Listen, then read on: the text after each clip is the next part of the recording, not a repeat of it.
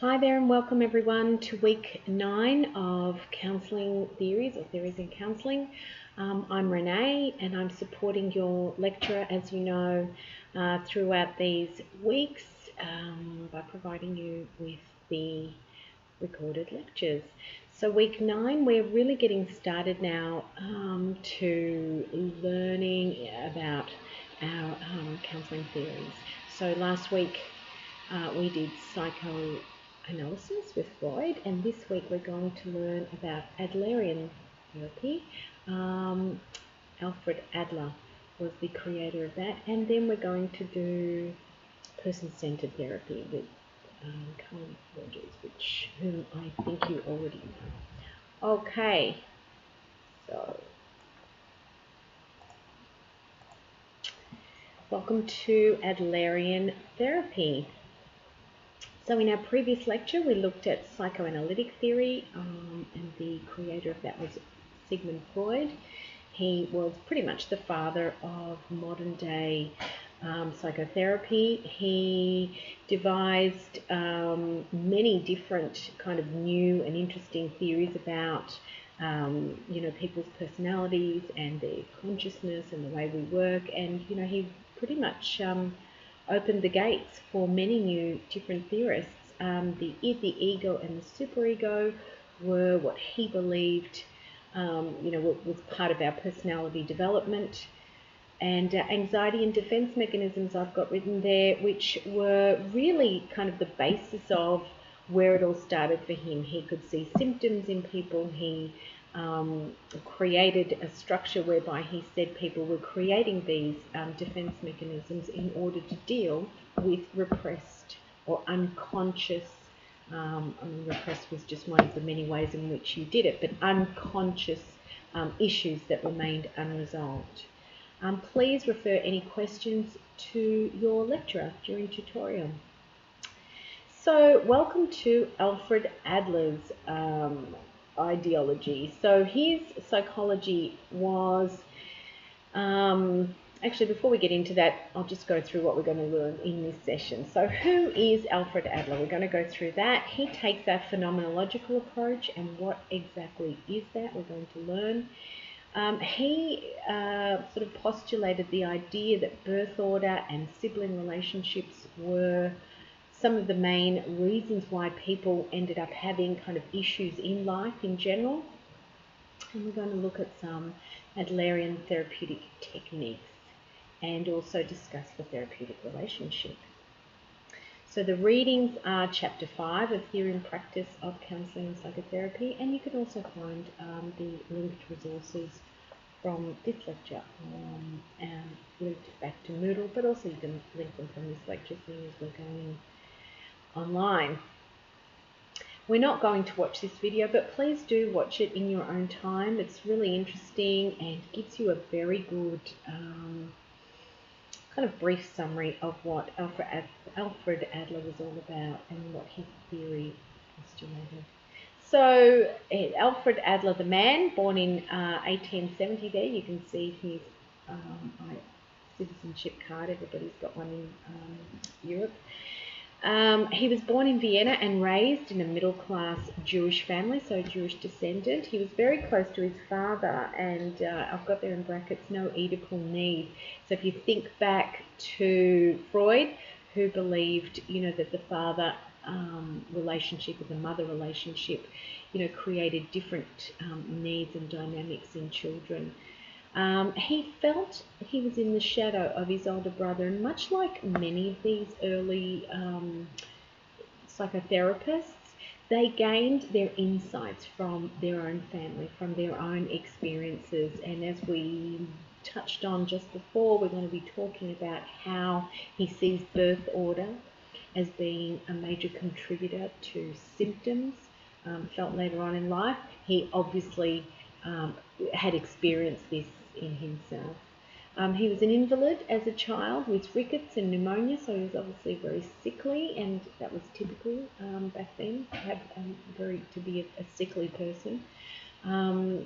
Freud's professional associate and initially friend. We will go on further with that in a moment. And he converted and became a Christian after World War One.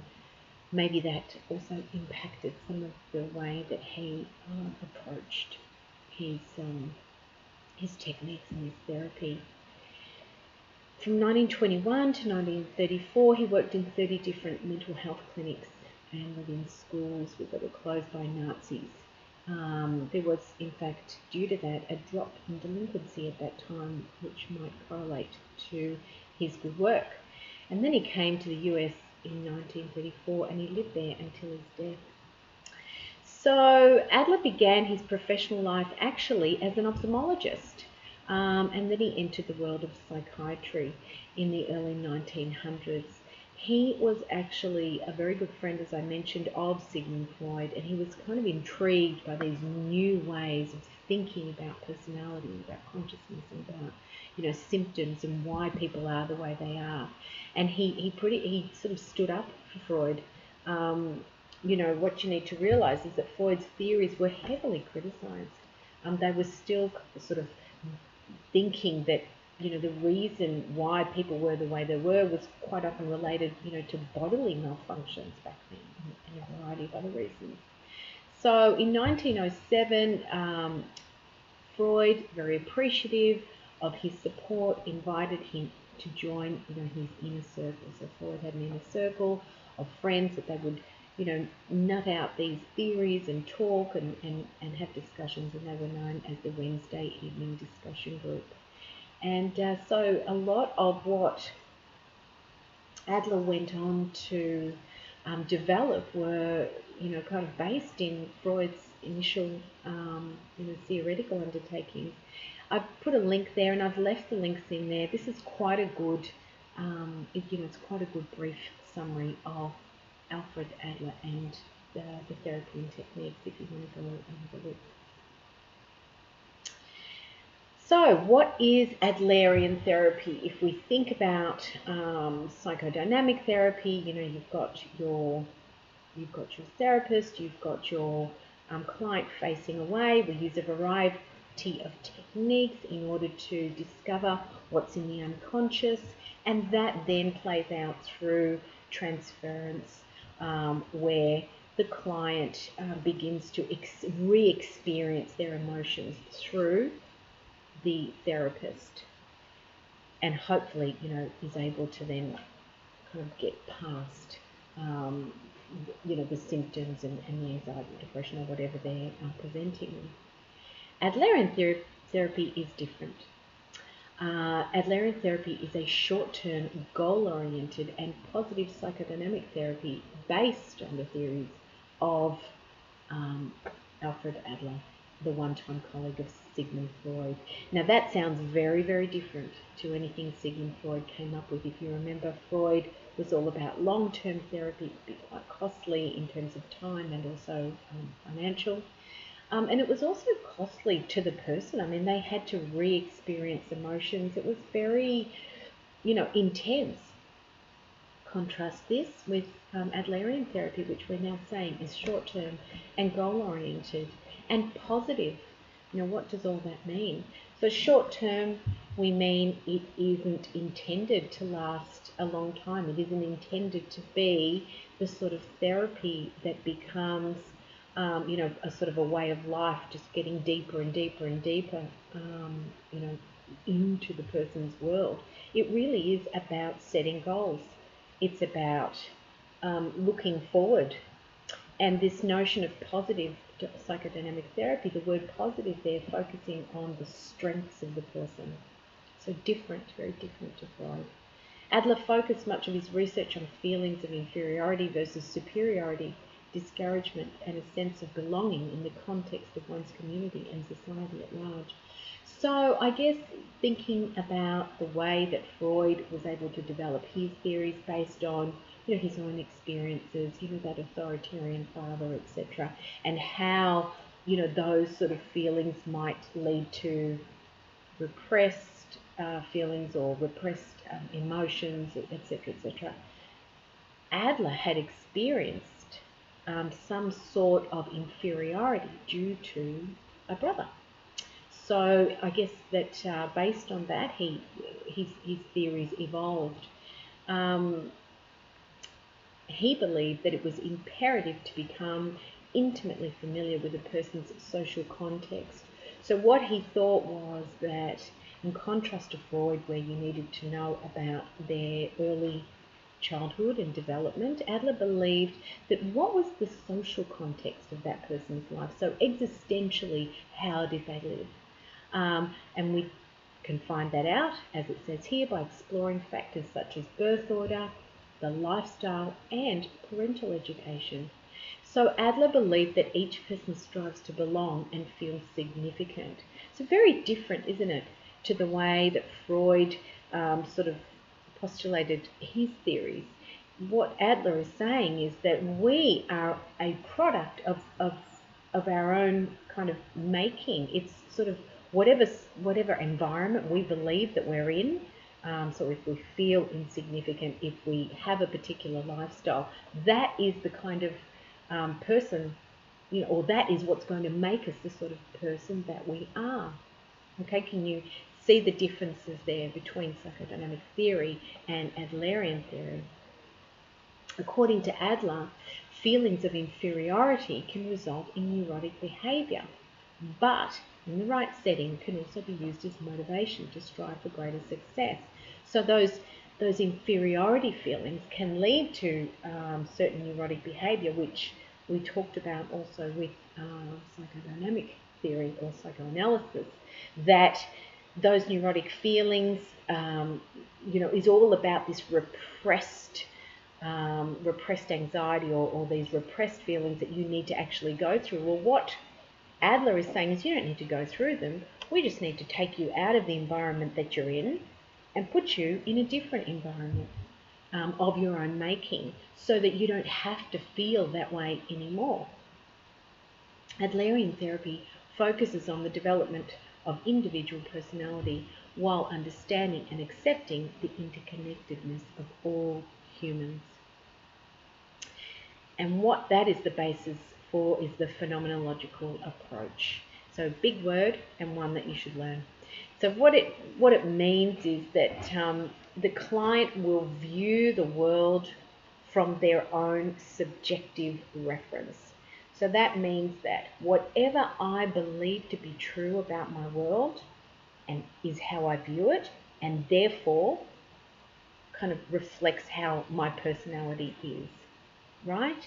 So if I believe I'm really, really good, I've got nothing that can stop me, I'm going places, that is my subjective frame of reference. That is what I believe. And that is true for me, regardless of where I am or regardless of what I'm doing. And those sort of people, well, they don't generally tend to go, to counselling, do they? Rather, we get people in who seek counselling who are more about not feeling capable, not feeling that they can do what they need to do in life. And so if we go there to the right, how life is in reality is less important than how the individual believes their life should be. So you can take a person from a, seemingly very positive, living a seemingly positive lifestyle from a pretty good family, who outwardly it looks like everything's okay, but it's their phenomenological approach, it's their phenomenological frame of reference that matters. It's the fact that that's my reality that's causing the problem. And so Adlerian therapy seeks to say, okay, I'm going to meet you where you're at right now, and let's work from there. Point number 3 here at the light bulb. It is not the childhood experiences that are crucial. It is our present interpretation of these events. So what he's arguing is regardless of that relationship, regardless of what happened to you, it's your interpretation that's making all the difference. And we're going to get to this, but that is that is quite linked in with other therapies that say that, it's our cognitions, it's our thoughts, it's our interpretations that dictate how we get along in life. And I guess that this is kind of the the beginnings of that, those later theories. We've got here unconscious instincts and our past do not determine our behaviour. So on the one hand, you've got Freud saying unconscious instincts determine all our behaviour. If you remember the iceberg, our unconscious self, our id, is part of us. We don't realise it, but it is us. It's what determines how we behave. So Adler is saying quite the opposite. Adlerian therapy proceeds in 4 stages. So your client comes in, and here is the process by which you would set the therapy. So thinking now about your final assessment, assessment 3, you will be required to compare and contrast 2 different therapies in relation to one case study. So how are you going to treat that case study? Well, in Adlerian therapy, here are the first, or the initial and maybe all up 4 stages that you go through in order to lead to a positive outcome for your client. So number 1 is engagement, then we have assessment, then we gain insight, and we do reorientation. How do these look in depth? So first of all, we have engagement.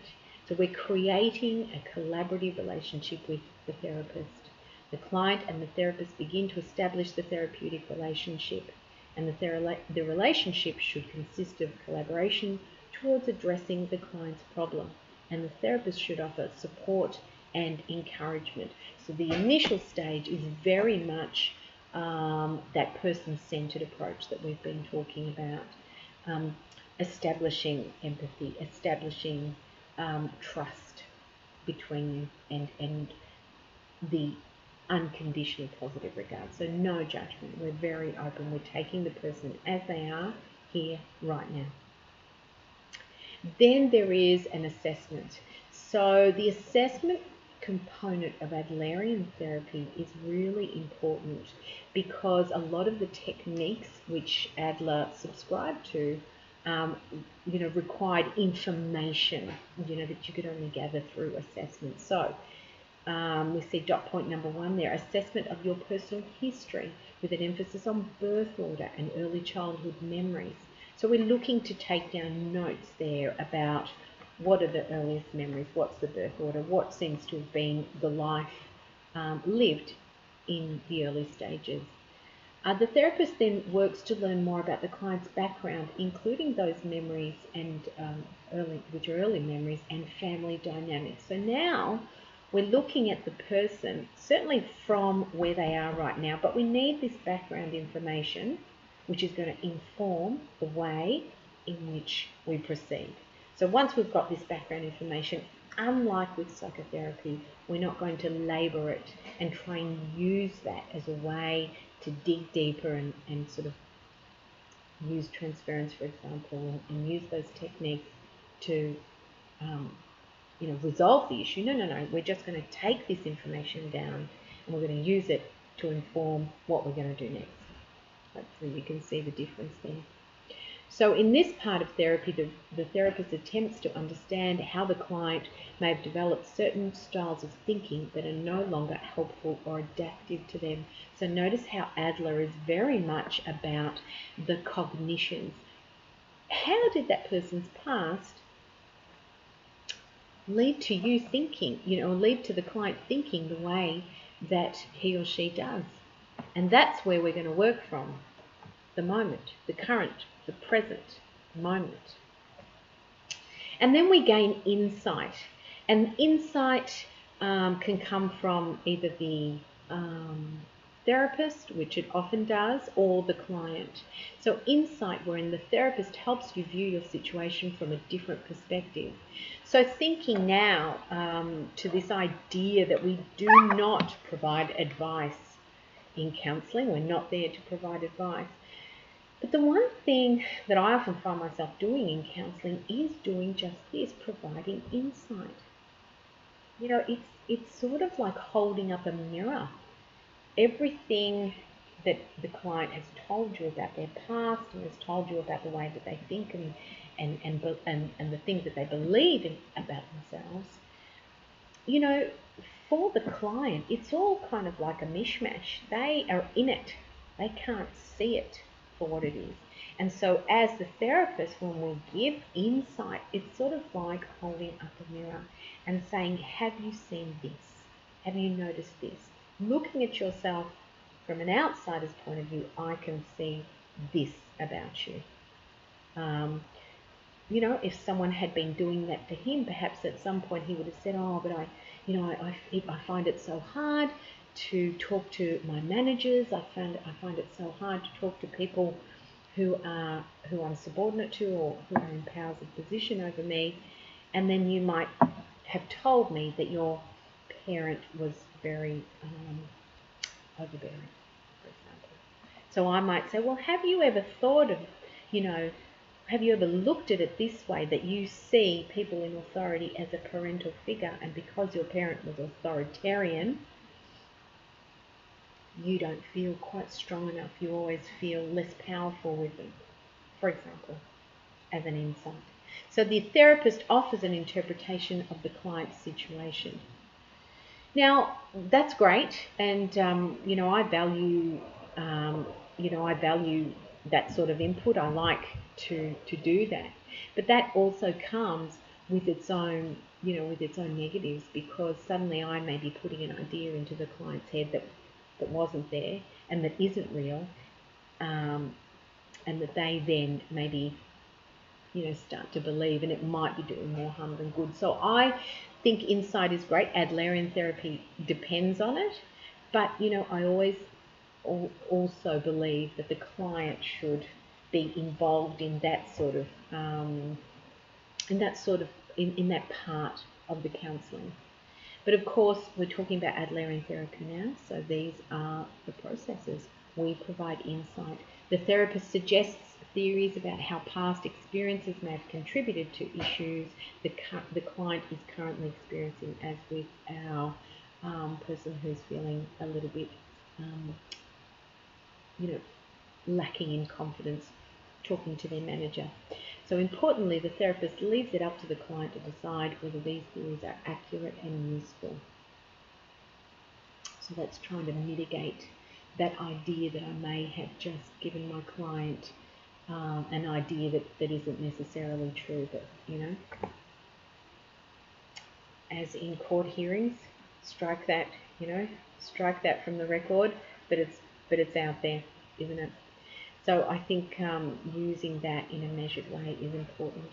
Number 4, reorientation. So reorientation, wherein the therapist suggests active steps you can take outside of therapy to reinforce newly developed insights and perhaps learn even more about yourself and your capabilities. So thinking now about our client who, we've given him that insight, or her, perhaps that authoritarian parent, might be influencing you in the present. How about from now on, whenever you feel that sense of,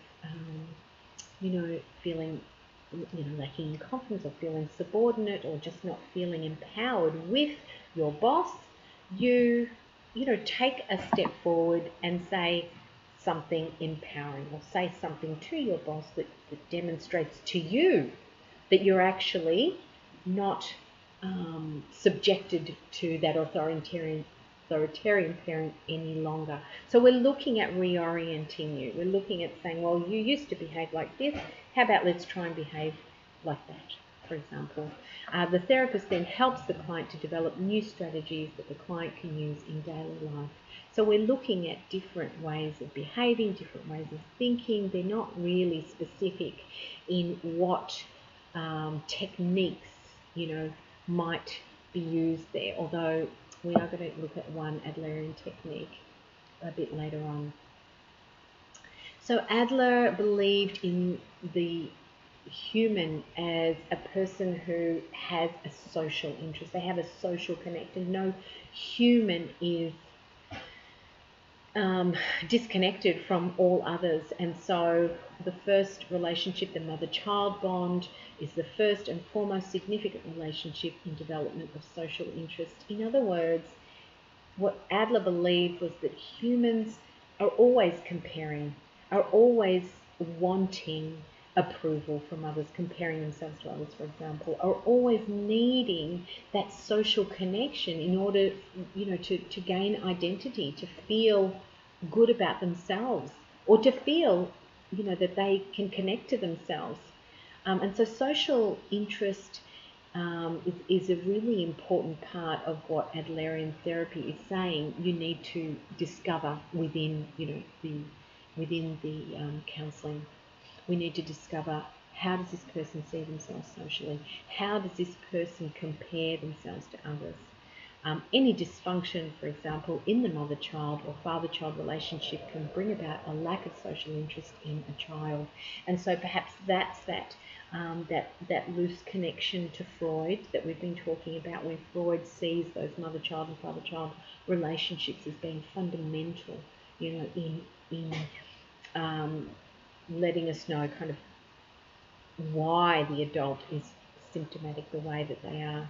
Whereas what Adler's saying here is that yes, they're important, but what they tell us more is, can, our client function in society, based on the way that they were brought up? What style of life is this person living? This is also something to be explored within the therapy. Adler defined lifestyle as how an individual creatively solves problems and achieves goals. And so this was really important because, again, remember, we're fact-finding. We're trying to find out who this person is, who their past is, what their present is, and also how they go about doing things. So how they do, social interests, how they do their social interactions, but also how do they live their life? Do they make plans and stick to them? Do they not make plans? Have they ever made plans? Do they make plans and not stick to them? How do they normally achieve their goals? So this becomes a very important part of the short-term therapy, because remember, we're focusing on short-term therapy, which includes goals and changes in lifestyle. So we need to know what they are. And Adler believed that a style of life is established in childhood. But I also think that style of life which is established in childhood is developed over adulthood, and that later development might have been informed by, the messages of your parents. And so is the lifestyle that you're living now, conducive to you being successful? And he also looked at this really important idea of inferiority and superiority. So remember, we've talked about that he felt a little bit inferior to his older brother. So he felt that not only is this social interest and lifestyle important, but also whether you, when you compare yourself to others, feel okay about yourself, or do you feel inferior, or do you feel a sense of, superiority? So throughout life, a child strives to become more independent and self-sufficient, from inferiority to superiority, where superiority here is not used in the sense of, that it's negative, that you think you're better than everybody else, but more so that you actually feel good enough. You feel better than that inferior self. And so what Adler believed was that people tend to create these ideas about themselves and ideas about who they should be. For example, as a child, did you think you should be just like daddy? Did you think you should be just like mummy or an uncle or someone, or even a media personality who was kind of, that was your goal? And perhaps it was reinforced in your life that you would never live to be like that person, and therefore you grow up having some sort of inferiority complex. So a sense that you're not enough, you're not good enough. And this happens with a lot of people, that they don't succeed, that they don't, or that they strive but then fail to develop themselves fully, because they just don't think that they're good enough. And three factors according to Adler, can hinder a child's development. It is physical disabilities, pampering, and neglect. Now, interestingly, we think about Adler and his physical disabilities, the pneumonia and the rickets, I guess, that would have kept him, out of action for a while. It would appear, seems to think that this sort of stuff is what leads to inferiority, and maybe, he's coming from personal experience. And we'll see how these things, this sort of pampering and neglect sort of business, plays out in just a moment. Furthermore, to inferiority and superiority, if an individual does not overcome feelings of inferiority, a person may develop an inferiority complex. And you can see in that image there that a person just feels smaller and less than everybody else. And look, you get a lot of clients like this. We don't kind of term it in terms of inferiority complex, but we certainly get clients who don't stand up for themselves or stand in their own strength. They sort of tend to think or believe that they're just not enough, that just being themselves is not enough. And this may be what Adler was trying to get at. Adler describes how individuals try to overcome this less than feeling by actually inflating one's self-importance in order to overcome these inferiority feelings. So you're going to get clients, or even just think about yourself or your friends or people who you know who tend to inflate their self-importance. Maybe they big note themselves. They're constantly telling you how good they are. Perhaps they have a sense of feeling inferior deep down inside, and quite often, you make those links. And I think Freud would definitely have agreed with this, that if a symptom is over, if it's a big symptom like, overinflating oneself, then obviously we're repressing something or we're trying to make up for something. And in this case, Adler is borrowing some of Freud's theory there by saying that, inflating your self-importance could be to overcome your inferiority feeling. And so the way that this inferiority perhaps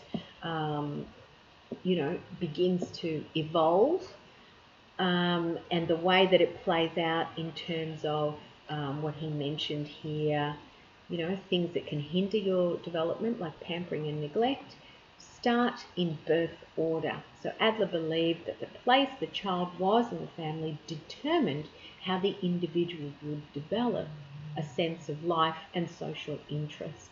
So it's all about the birth order. Exact birth order was not necessary, but the perceived role in the family was more important. And I really like this point because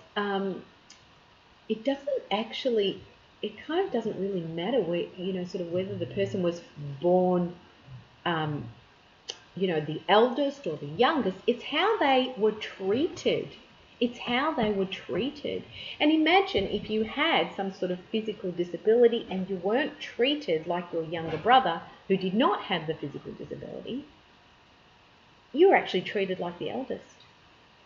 Just sort of thinking there about the way in which, Adler is saying there are some things that contribute to ultimately you feeling inferior or superior. And it might be birth order, but it might also be the way that your parents deemed that birth order. So, here is the impact of birth order according to Adler's 5 psychological positions. The oldest child. Now remember, again, it's not just whether you were the firstborn, but were you treated like the oldest child? Is favoured. This child is spoiled. Remember, pampered? This child is the centre of attention, is a pseudo-parent and a high achiever. So this is symptoms of being an older child. What about the second child, or the second of two? Behaves as if they're in a race, and often opposite to the first child. So there is rivalry. So the second one is always playing catch up. What about when there's more than two and you've got a middle child. This one often feels squeezed out, and there's not much written there, but often feels squeezed out, and that could lead to also feelings of inferiority, but also feelings of not really knowing where they belong. So there's a little bit of kind of identity crisis there. They're not the eldest, they're not the youngest, and we'll get to the youngest now. The baby, and they are the pampered ones, and I would argue that the eldest is also pampered. I know I have three. They are creative, rebellious, revolutionary, and avant-garde, according to Adler's 5 psychological positions. So this youngest, being more pampered, is allowed to be more creative, it would seem, and therefore, once your creativity is allowed to be engaged, you become more, you become different. You become different from the norm in the family, right? So I bet you're all thinking now, hey, you know what? I'm the youngest, or I'm the oldest. Is that true for me? And we'll let you do that in just a minute. Or maybe you are the only child, in which case you may not learn to share or cooperate with other children, but you do learn to deal with adults. So are they saying there that only children are selfish? Maybe. On the positive side, older children feel very comfortable with adults because, they were the only ones. And that can lead to great success in life. I guess that being able to be comfortable with anybody around you, older or younger, leads to that sense of feeling powerful and feeling empowered. Maybe the second might not, maybe the youngest might not feel that so much. So each position there, as you can see them, brings with it, either or both a positive and a negative flavour. So here are some words associated with, the order of birth. So you've got your firstborns. Is this you? Are you a perfectionist, an achiever, a leader, bossy, responsible, conscientious, but also controlling and cautious, and hopefully reliable? And remember again, it's not just about your birth order. It is about how you were perceived, or how you perceived yourself within that family. What about the middleborns? Well, they're adaptable. They're independent and go-between. They're a people pleaser. A lot of people pleasers around. And they can also be rebellious. They feel left out. They're a peacemaker, and they are social.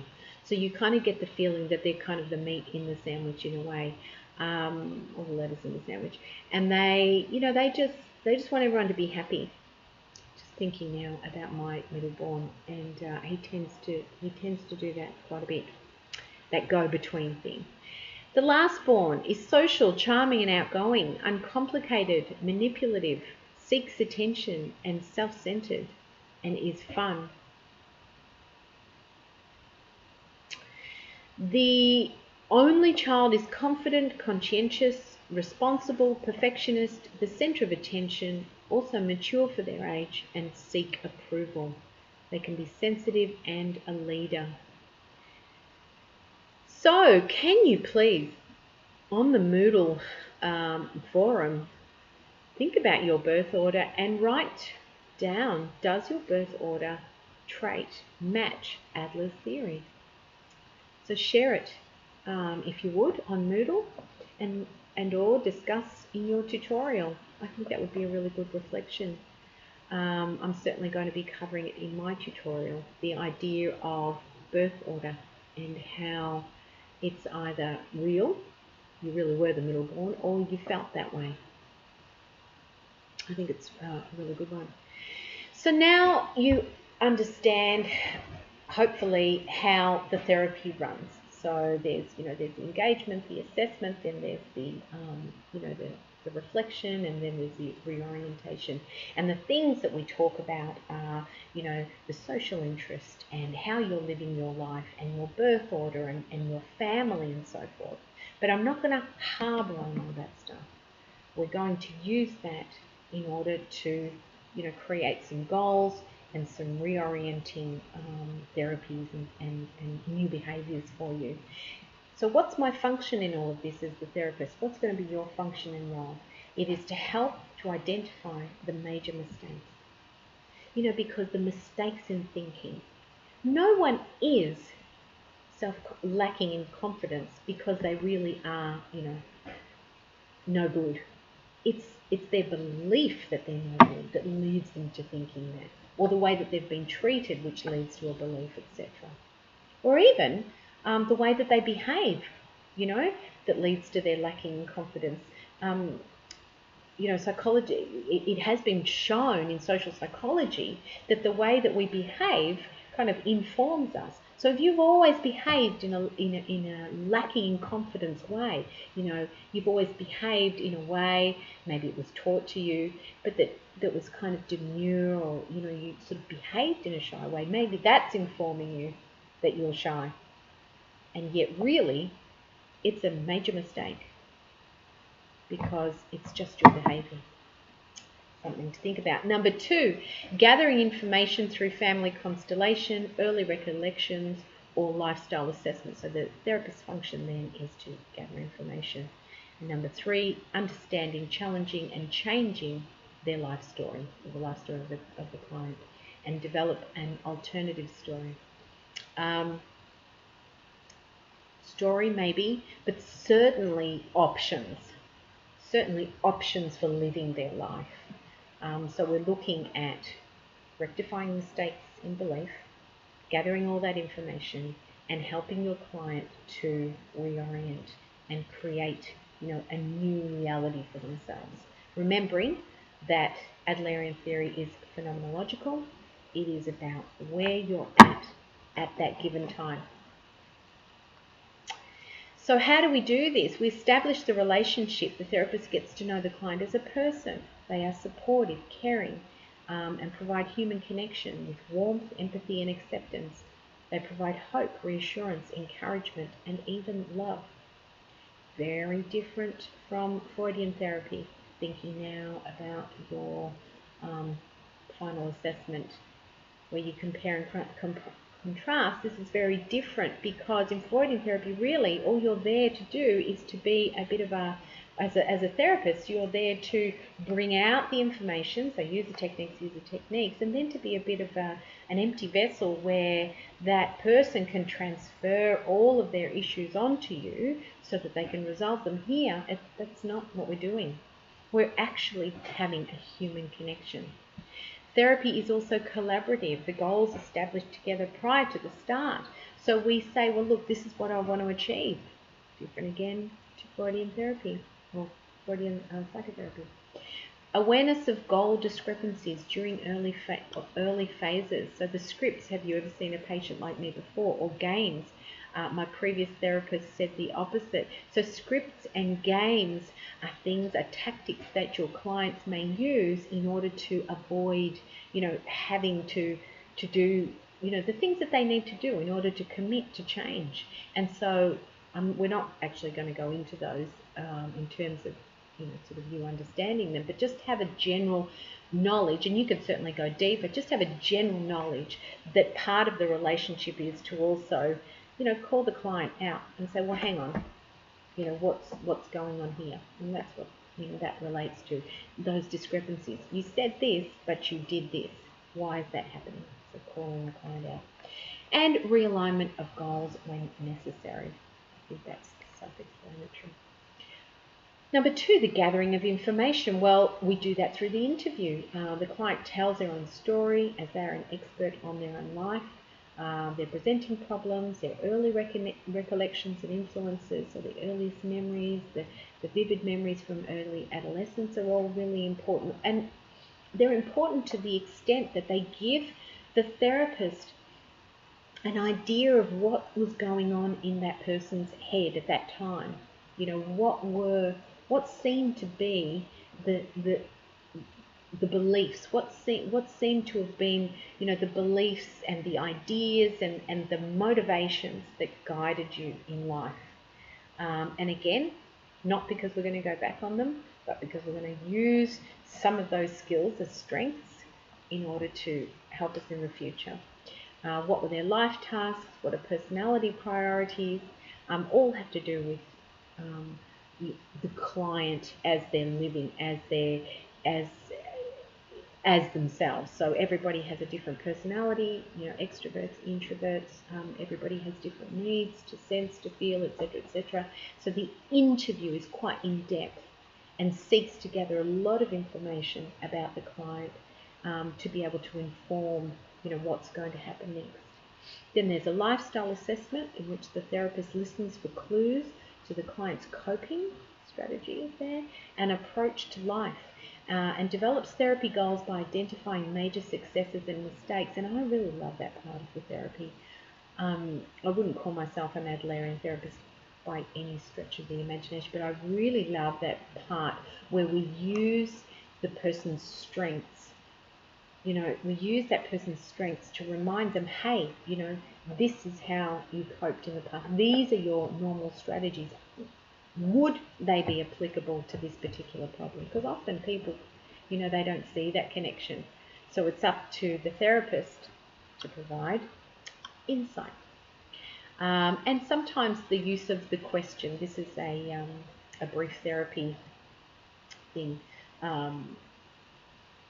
The question, it's the magic question. If I had a magic wand, what would get rid of the way that you feel? What would eliminate your symptom immediately? What would be different? So using their imagination, the client's own wish fulfillment, in order, just to give you more insight into how they are, how they wish their life could be, and how you might be able to get them there. We're going to go on to family constellations as a way of gathering information. So I won't say much about it now, but there are also other paper and pencil blood tests and things that you can do to find out information. And then we do an integration and a summary. So the therapist facilitates and helps the client. So it's about gaining insight. So the therapist clarifies the vague thinking with Socratic questioning. So what would happen? So I'm just about to give an example of Socratic questioning. So Socratic questioning is when you kind of keep breaking the question down. So what would happen if that happened? What would happen then? And then what would happen? And then what would that mean? And then what would happen? And so on and so forth. That's Socratic questioning. And when we do that, it really is because you're just trying to break down those layers. You're just trying to break down or peel away the layers. I think that's a better metaphor. Peeling away those layers to say, well, what's the real feeling? What's the real kernel of truth there for you? And then the therapist invites evaluation of consequences or ideas and actions. So we're just looking at, well, what would happen if? The therapist gently challenges mistaken ideas about self and others, and offers open-ended interpretations to bring conscious awareness to unconscious processes. And all of these are all techniques, these are all counselling techniques that we all, sort of currently in the profession use, because they're ways of helping your client out and through, through the process and out the other end, but also out of where they're at, trying to get them out. And so using different things like identify and confront resistance, explore purposes of symptoms, feelings, behaviours or blocks. So we're looking there in that final one, which is really important, where we're looking at, why do you, going back to our inferiority example, why, when you do back away from your boss without saying what you really needed to say to them, how does that serve you? What is the purpose of that? Oh, well, I get to not be told off. I get to, not be afraid for my job. I get to feel, that I haven't had a confrontation and feel bad about myself. So quite often, in therapy, we discover that people's symptoms, the things that they do, their behaviours are often serving kind of this other purpose. And that's part of the therapist's job, is, to help the client become aware of those things.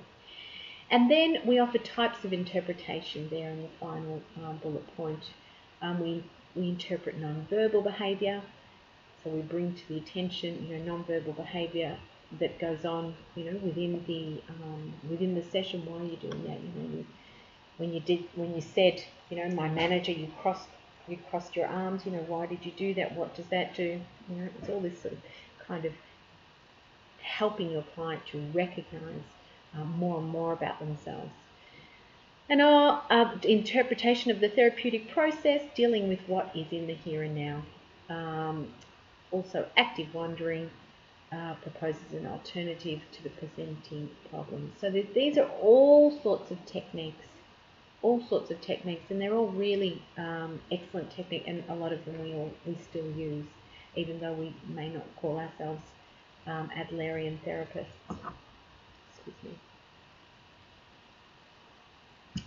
And finally, encouraging and reorienting, and we did speak about that.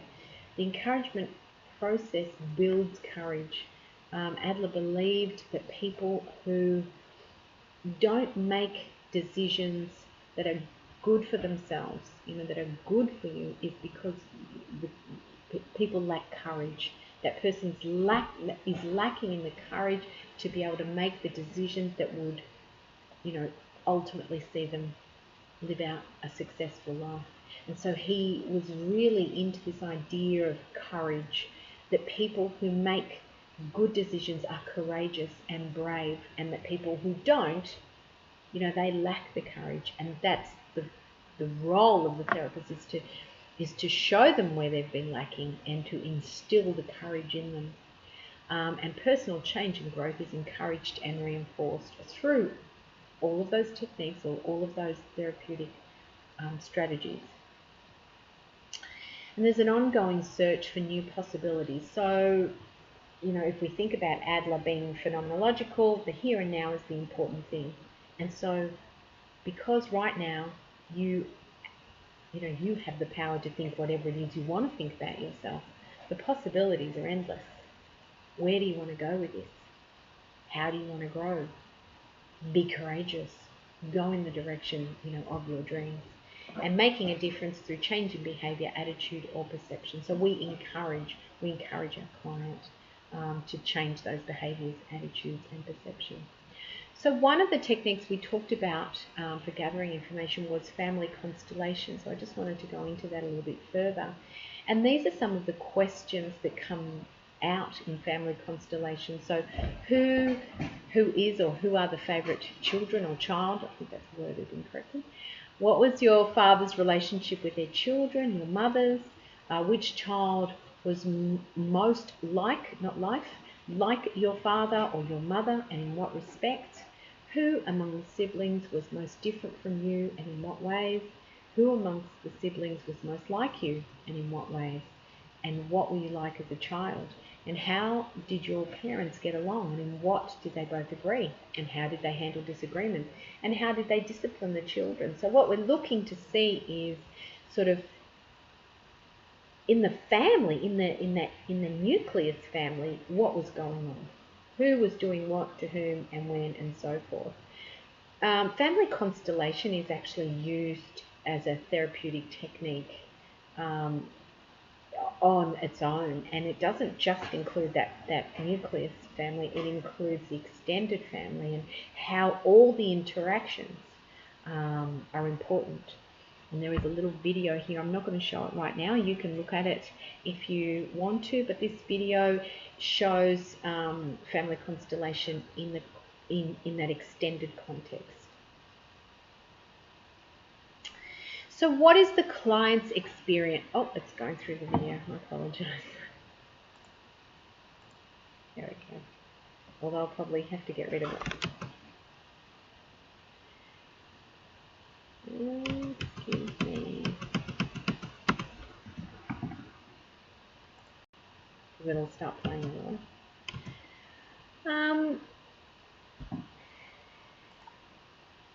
What is the client's experience in therapy?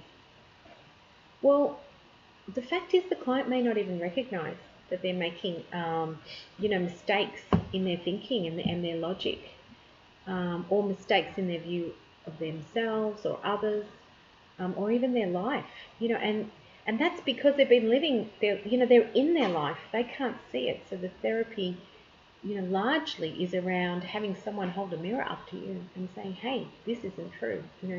That belief that you have about yourself is actually not even real.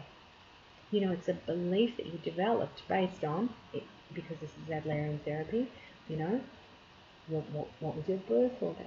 What were the family constellation, dynamics like, etc., etc. So using all of that theory, all of the theoretical framework of Adlerian therapy, we hold a mirror up to our client, and it helps them to discover the motivation of the basic mistakes in their thinking, which is what we want them to do. Clients do not know what to do differently. That's why they're in therapy with you. And so part of the therapy, as we've discussed, is to reorient, offer new possibilities for them, show them in which way that they can grow. Clients often have a fear of letting go of the old patterns, in favour of and they are against unpredictable new alternative options. Who isn't? Thinking back to my client there, who all of a sudden I say to them, well, okay, we understand where your inferiority comes from. It was from that authoritarian parent. What I would like you to do in future is recognize that you have a voice and your voice is valid.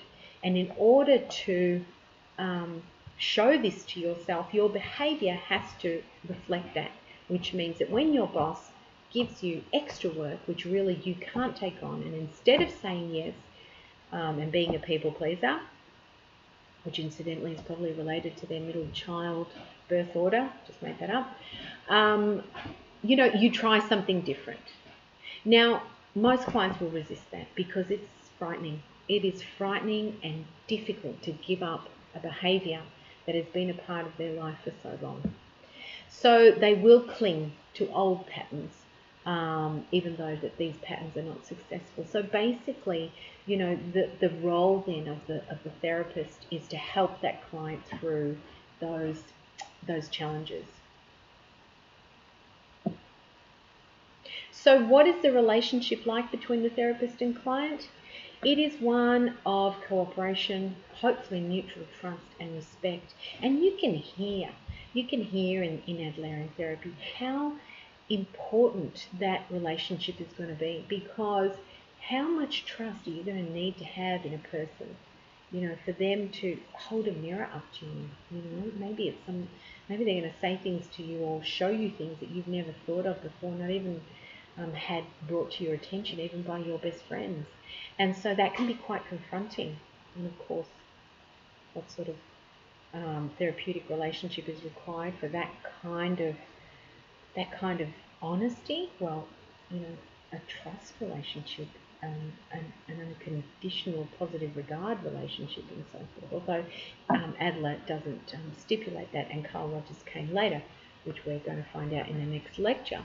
But it's it's the beginnings of. And the relationship also includes making that contract with the client in which, we're going to work together, but these are going to be our goals. And, we're going to work towards these.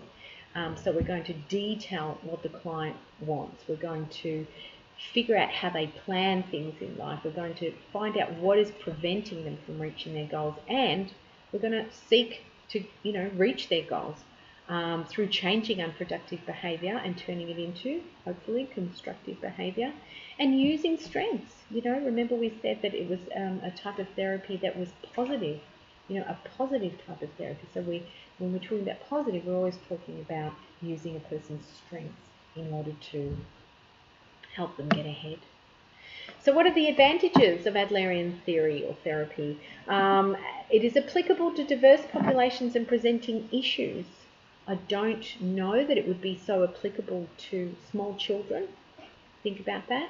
But it would certainly be applicable to adults who are not otherwise, having issues with, physiological or biological mental health issues. You would have to have someone who was able to think deeply and self-analyze and self-reflect, and that may cut some people out. It does not consider people to be predisposed to anything, so it would argue that no one has to have any mental health issues. It would argue, Adlerian therapy argues, you know what, It's the way that you've constructed your life. It's phenomenological. But you can reverse that. We've said that now, phenomenological. It's context focused and it's empowering due to its strengths focus. What are some of the disadvantages? It's difficult to learn. It uses dream interpretations there, which are part of a different theory. And maybe, there's a lot to learn, possibly. It works best with very verbal and intelligent clients, and I think I mentioned that just then. You've got to have someone who's pretty capable of that self-reflection, and contributing to the insights, to make it a collaborative work. Adlerians do not like to make diagnosis, so it's not compatible with managed care, and it's difficult to systematically measure the efficacy, and it's challenging to develop problem-specific treatments. So what we're saying here is that there's no sort of case management type process that will lead to an ultimate outcome. It really is reliant on what you and your client come up with, within the therapy, and that can be difficult to measure. So just going to have a look now at a push button exercise. So we talked about Adlerian techniques, and I'll just read this. As noted earlier, Adlerian therapy has substantial common ground with cognitive and constructivist approaches to counselling. This technique provides another procedural example of this common ground. So I talked very early on in the lecture that it talks about looking at the way people see their lives as being really about their beliefs about their lives and their beliefs about themselves. So it's all about these cognitive processes that are going on, which is very much like, as it says here, cognitive-based techniques. And so the push button technique is one of them. I'm just going to play it and then have a little discussion.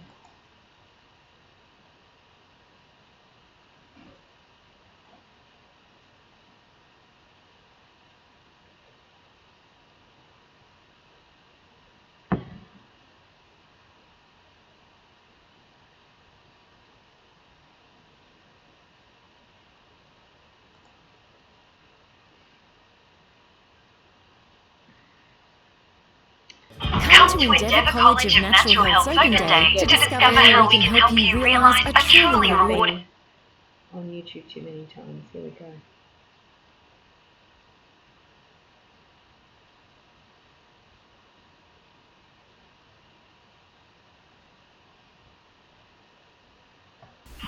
Hi Marie, how you doing?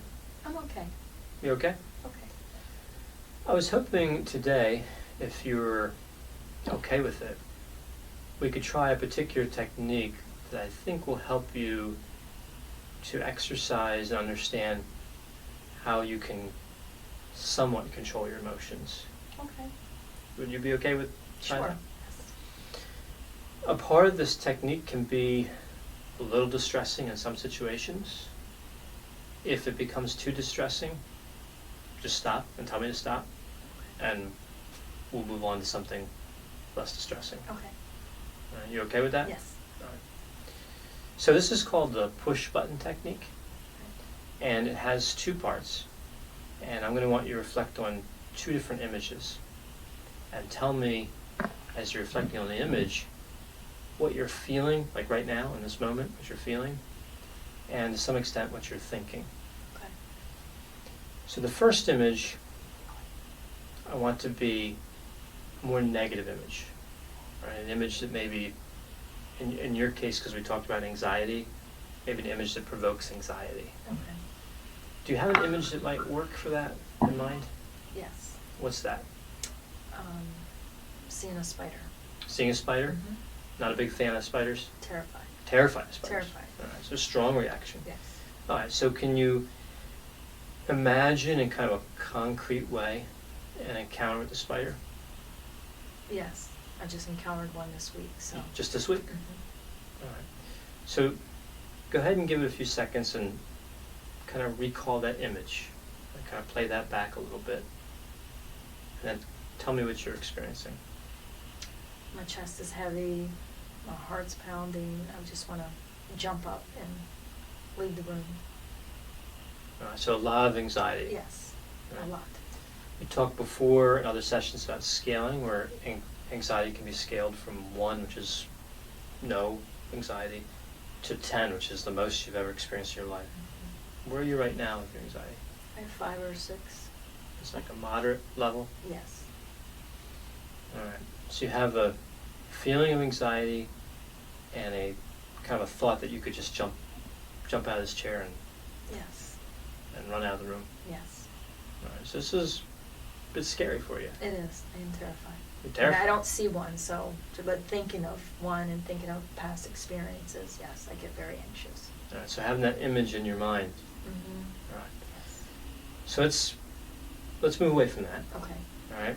And we'll move to the second phase of the push button technique. And for this phase, I want you to do the same thing, except the image will be one that you associate with being satisfied, happy, not anxious. One that gives you maybe more of a sense of belonging,